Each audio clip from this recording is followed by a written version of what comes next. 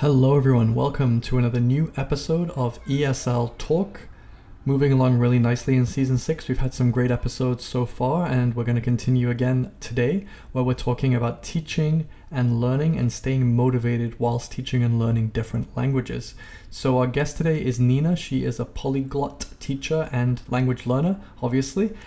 She speaks and teaches multiple different languages, and she talks to us today about how she stays motivated whilst she is doing this. It's really interesting, and I think you'll get a lot from this conversation. She also touches on, the strengths in building network, building community, and how she leverages social media to help her build this audience, build this network of fellow language learners, how she's able to use it to kind of, extend her business and extend what she does as a teacher, whilst also learning other languages, learning new cultures, and having all these great opportunities. So that is today's interview with Nina. But of course, before we get into that, just a couple of announcements. The first thing, if you haven't yet registered, the Teacher Level Up Summit is coming in just a few days. So if you haven't registered yet, don't forget to sign up for the summit. We talked about this on our previous episode with Crystal. It is an amazing free event for teachers, helping them take their teaching business to the next level. There's lots of great guests, events, prizes, all of that good stuff. So don't forget to just quickly go back to the Teacher Level Up Summit. Sign up, register for free. It is taking place this Friday and this Saturday. So do try to get along to that if you can. And of course, don't forget to check out our sponsor, ESL-curriculum.com, to get your free 2-week trial. We can get access to 750 plus premium teaching resources and materials. It also includes games as well for all levels, no matter what you teach as an online ESL teacher. Just go to ESL-curriculum.com, get started with your free 2-week trial.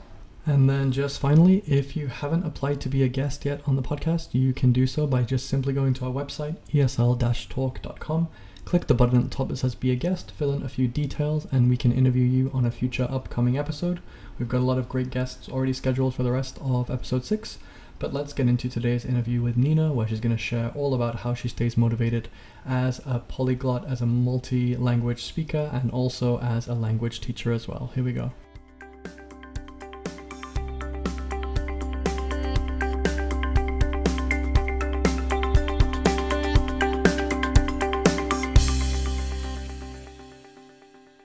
Hello, Nina. Thank you so much for joining us today on the podcast. Great to have you. Hello, Daniel. Nice to meet you. Actually, when I was learning at school, I already got some, teachers noticed my talents in learning languages. But at the same time, I liked to dance, so I couldn't choose between them. But I always liked English, and we also got the second language we had was French, and I also liked it. After that, I needed to choose dances or languages, but yeah, I couldn't choose. Actually, I still like dance. I still like dancing. I still like learning languages. So after after I graduated from school, I also got choices. I got choice to be an English teacher or an English translator, or to choose something else. So, and I got opportunity to choose can I say degree of Orientalist. Right. Yeah, that's connected with Eastern cultures and languages. Yes. So, and I thought why not? Let's try it. But actually, I was nervous a little bit because it was something absolutely new for me. And I hadn't had the idea that I'm gonna be an Orientalist, or I will learn Chinese or even Japanese. So, but I got this risk. I took this risk, and that's why I started learning Chinese, because our first language was Chinese, and the second language was English, and the third language was Japanese. So actually, I was nervous the first time, because it's absolutely different from Latin, French. As I remember, English, it's also also Latin words, Latin alphabet. Luckily, I was okay. I was fine with the Chinese. even after that with Japanese. And that's how I started dive into Western languages and culture, because Wow. we at university we got history, Chinese literature, Chinese religion, every, everything. All Yeah, those aspects. So, what are all the different languages that you can speak and also teach? Like, there's a lot of different languages. So, we have obviously English and Russian, Chinese, yeah, Spanish, Portuguese, Japanese, Korean, yeah. Arabic, Turkish. Is that right? Yeah. But I just this year I started Arabic and Korean languages, and actually, yeah, Portuguese. I also started this year, but so I do not teach them. I'm just a learner. But I do teach Chinese and English and French. But French, I just teach basic. I just teach little children because I'm still learning. I don't have such a high level as my Chinese or English. But yeah, because I like languages, I just this year I decided to try new ones like Korean and Hmm. Arabic, and this is that's the reason why I choose them, because I got friends through Yes. Instagram. Yeah, Yes. Yes. We'll get into that because in a moment. yes, Yes. that's So, the what reason why. Yeah, that's great. So, what would you say is your advice for staying motivated when you're tackling? Because all these different languages can be really difficult. So, what's your advice for staying motivated when you're learning and teaching all these different languages? Actually, for me, the most important reason why I'm still motivated is communication and being able to meet new friends on social media, and to meet new friends during, for example, my journey or trip somewhere. Uh, that's the first reason why I'm still motivated, because I I found it out that when you open and when you have a tool like language, you really have a lot of possibilities to be able to find new friends. um, Hmm. for example, on Instagram, on social media, yes, I'm just happy that I can try to be friends with new people. And Right. yes, also I'm able to read something, because sometimes we need more information for our job, or for some explorings, or even, I don't know, for example, I'm interested in psychology, I'm interested in healthcare topics, and it's much better when you can also find information in other language than just in your mother tongue, right? So yes, Absolutely. Yeah, that's why.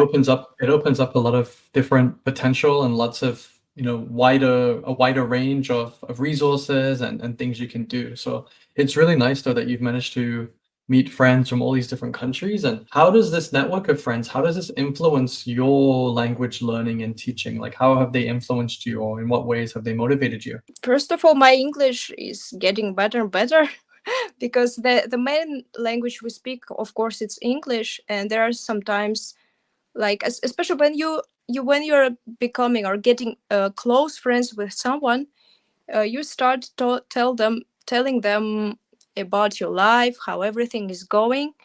And I just figure out, like, this year my English became much better, because I have several close friends from different places, like South Africa, Korea. And sometimes I need to share with them something that I don't know how to say it, so every time I need to check this out, how to say it, how which grammar is better to use. So Hmm. it really helps me, like, because I really want to tell them what I need to tell them.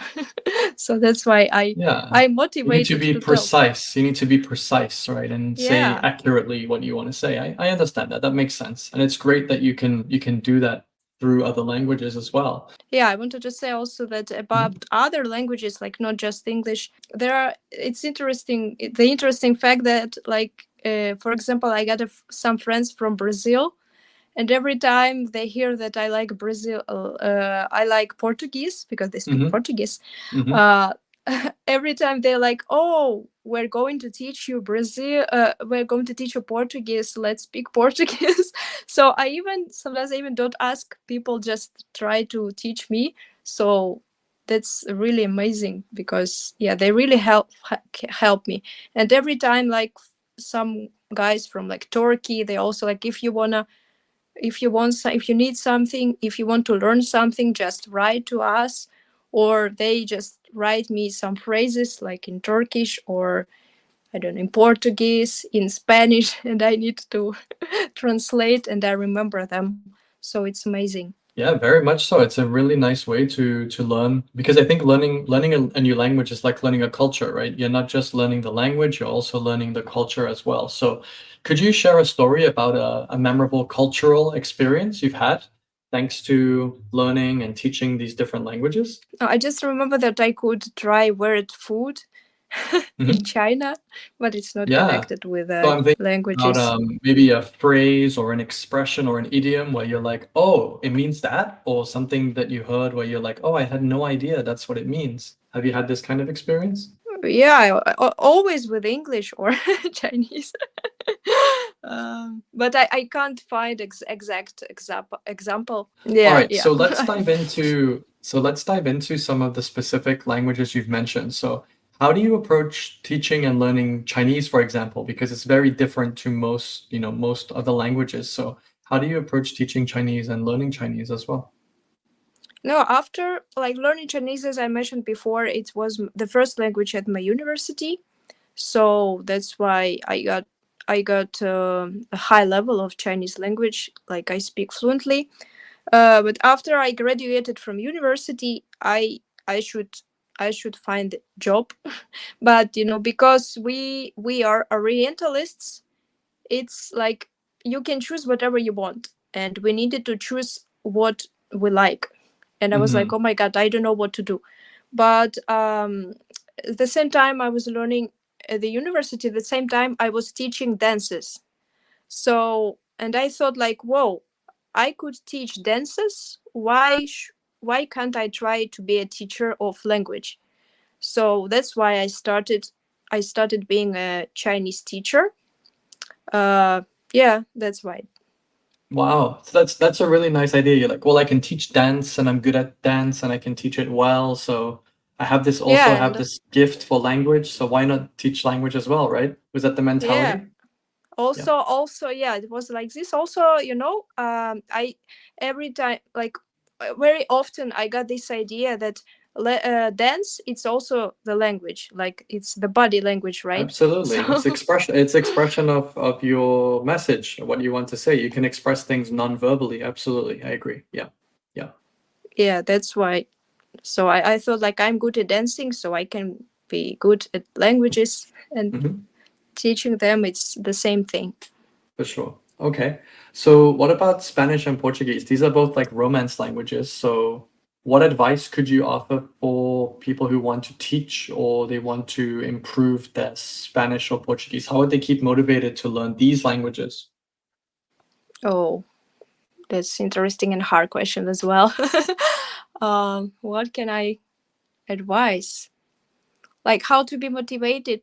Uh, I am still motivated. Music. The first reason is music because I'm a big fan of Shakira. I think everyone knows who is this, right?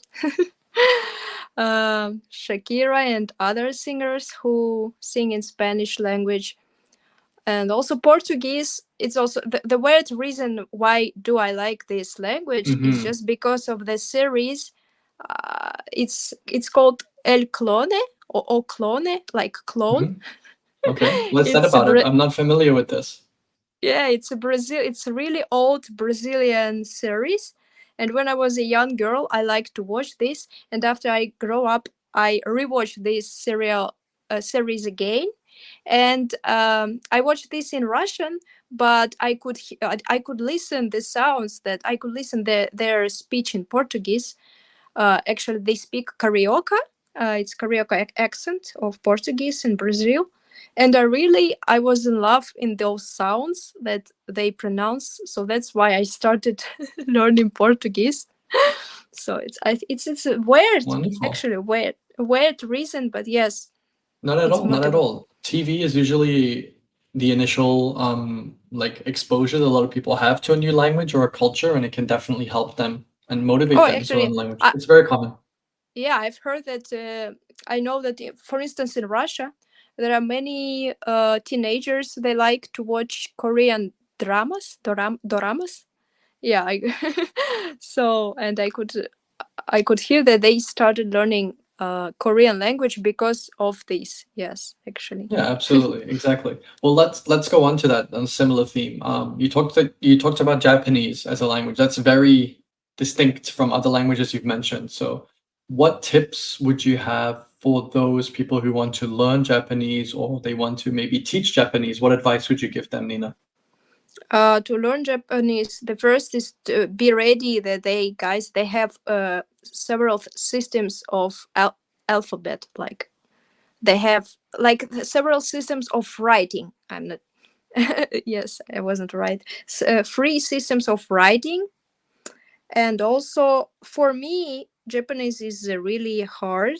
I mean, Japanese grammar is hard because yes, before I started learning Japanese, I thought that Japanese and Chinese, it's really close languages, they should be absolutely the same, but no. They are not the same. The only one thing that Japanese, there are Chinese characters in Japanese language because Yes. they borrowed them. So for me, it was easier to start learning Japanese after I started learning Chinese because I already could understand many characters. But the problem was that I couldn't read them in Japanese because they have different sounds. But yeah, I see. it's There are some similarities though, right? Between yes, them. yes, absolutely similar characters, absolutely like I for see. example, mountain. The word mountain, how do they write it? It's the same way. A Chinese Mhm. character and Japanese character, they are absolutely the same. Also, numbers 1, 2, 3, 4, 5, 6, 7. Yes. Yes. Yes, to I 10. think that's This also very, not exactly, but quite similar to Korean as well. There's some quite a lot of similarities with Chinese and Korean as well. Some of it. I There are got a some Russian crossovers. I got a Russian friend who is Mhm. his nationality is Korean nationality, yes, because his parents they are Koreans, and they moved to South Korea 2 years ago, and he said that yes, that there is something similar between Korean numbers and Chinese numbers, but Yep. Yep. I just my Korean I didn't start numbers yet. I haven't started learning That's numbers okay. yet, There's but different systems of numbers as well, different ways to say things and count. So there's three different counting systems that I'm aware of. So yeah, at least. oh, So you have a challenge there. it's waiting for me. I need to Yes. figure it out. Have to keep motivated to learn this language as well. Yeah. Why did you initially start learning Arabic? Again, that's a real challenge and it's very unique for a lot of learners. So, how do you learn this, and how would you teach this if you were a teacher teaching Uh, Arabic? no, I do not teach Arabic because I'm Right. just a learner. I was saying, if you were going to teach If it, you how would you oh, teach it? I started it because this year I got many followers from different Arabic countries like Egypt, Iraq, Morocco. So that's why I was interested in, like, whoa, how do they guys speak? How do they write? The most interesting for me is how do they write, because it's absolutely crazy because they write in another way, not like we from they start from another side. I was curious how is possible to type on the phone. Yes, it's very tricky Yeah, because the everything is aligned differently and it goes yeah, from right to left, right? yes. And that's the reason. So my goal is not to learn Arabic, like to be fluent in this language. My goal for now is just to be able to say some basic phrases. Like if I, Mm-hmm. for example, if I one day I decide to go to travel to Egypt, for example, right? I want to be able to say something like, hello, how are you doing, where is this, where is that, my name is Right, Nina. right. Yeah, and to be able maybe to read something or to write something. Yeah. Mm-hmm. That's why. Yeah, and I agree that it's really nice to, even if you can't be fluent, just to know a few words in someone else's language really helps to build that connection, right? I think it's a really important tool, and I found that just knowing a few words of each language can really help a lot to kind of, uh, kind of break the ice and also just to feel more comfortable with people from other countries as well. I think it's very important. So I go can ahead. add something, Sure. because every time I travel somewhere, for example, last time I was in Turkey, and also when I was in Montenegro, and yeah, before I went to Montenegro, before I went to Turkey, I always, before I went to somewhere, I always tried to learn several basic phrases. And it's really, I understood that when you try to speak in their language, they're more friendly to you. I don't know how it works, but Of yes, it course, definitely, worked. definitely. If you just It, make a little bit of effort, people are very surprised and they're very excited because they don't expect it. It's not common for them, right? And if you can make a little bit of effort, definitely you'll find that you have a much better experience, I think, for sure. I think that's very yeah, important. and you have Sure. more possibilities because every time I try it, every time people are kind to me, friendly, and they are like, "Whoa, let's teach you something else. We can help you Yes. with something else." Yeah, Yes. and and also I also noticed that learning knowing knowledge of English is really important, Hmm. because last time I was in Turkey, like for example, a situation at the hotel, some Russian tourists came with me. Like it was check in, right? Check-in moment of check-in, and it just was me who could speak English, and the Right. hotel services administrator, she just could speak Turkish and English. And all the Russian tourists, they're like, oh, we do not understand English. And yeah, I was like a translator, I could help them. And also there was a couple of young man and girl, and they were like, whoa, we will hang out with you because you can speak English. And really we became Ah, we became a friend, we became friends after that. Like we went to excursions with them. This was funny, it's so just English could. you became an unofficial tour guide because of your linguistic Yeah, skills, right? yeah, and That's they could cool. take my pictures, they could help me with taking photos. There you go. That's That awesome. was, It's great. Like this is the beauty of language and what it can do for you, for sure. Tell yeah. me, Nina, we've discussed kind of your language journey and some of your approaches for teaching. Now, can you share any personal stories or memorable moments from your experiences in language learning and teaching? Are there some experiences that jump out to you from teaching, maybe specifically as a teacher? Some like really wonderful moments that you've had so far? I just can remember that I'm always happy when I can see how my students, my teenager students or kids, how, Mm-hmm. like, I'm Yes. always happy when I can see that they understand something, especially in Chinese, because Chinese, it's, yeah, it's absolutely different. For example, in Chinese they don't have word million, they don't have this word, they just say, they have a special word to say 10,000s. It's just one character Right. to, Right. yeah, I think maybe Korean the same, I'm not sure. Yes, yes, Yeah. yes. And when I see that my like teenagers can understand it, I'm always like, whoa. Because I remember when I was at university, it was hard for me to understand how it works. And now when I see that I can teach them and it works, I'm like, wow, you could understand it. Yes. Like you can understand it just after one lesson. But because I couldn't do that after 5 lessons. So that's really funny. That's Yeah. amazing. So I guess what I really want to ask is how, as a teacher or how, as a learner, can we stay motivated? What are your top tips for staying motivated, keeping motivated, and learning and growing as a language learner or as a language teacher? As a language learner, as I mentioned, it's just friendship.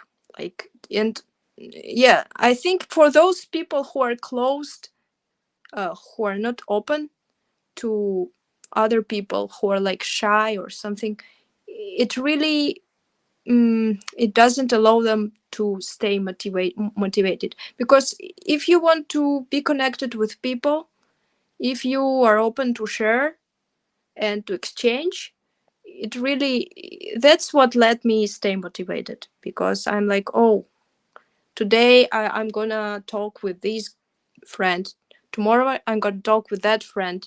And yeah, it's, and because we are friends, this process is like unstoppable, right? And about teaching, I think that these little successes of my students, Mm-hmm. all their victories in somewhere, it can keep me motivated. Yeah. Awesome. That's great. Thank you for sharing that, Nina.